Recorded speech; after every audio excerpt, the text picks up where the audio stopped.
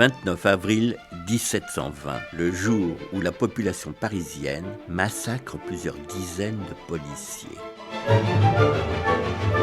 Par Frédéric Lévineau, journaliste au Point. Ce jour-là, les artisans, boutiquiers et autres habitants de la capitale s'emparent de tout ce qui leur tombe sous la main pour courir sus aux archers du guet. Pourquoi une telle colère ? Tout est la faute de la Compagnie française des Indes, fondée par le financier John Law. Celle-ci est confrontée à un grave problème. Elle ne parvient pas à recruter suffisamment de colons pour peupler ses colonies américaines.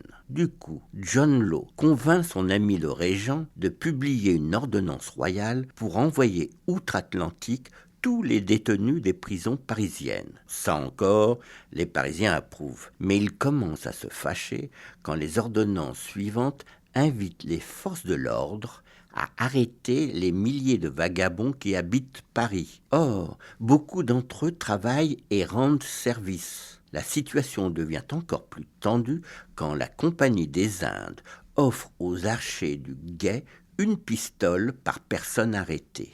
Ceux-ci se mettent à arrêter femmes, enfants et vieillards sous n'importe quel prétexte. Les Parisiens n'osent plus sortir de chez eux par peur d'être arrêtés et déportés.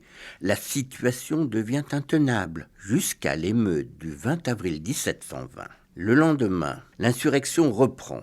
Du coup, un projet d'ordonnance royale est rédigé à la hâte pour permettre aux personnes victimes d'une arrestation arbitraire d'être entendues. Et c'est le garde des Sceaux en personne qui statuera sur le bien-fondé de la plainte. Il est aussi demandé aux artisans et aux commerçants de dresser la liste de leurs apprentis et garçons de cour pour éviter l'arrestation. Peu à peu, le calme revient dans Paris. Mais la peur gagne les campagnes, où les archers du guet vont désormais gagner leurs pistoles. Il faut une nouvelle ordonnance royale pour mettre fin définitivement au rapt.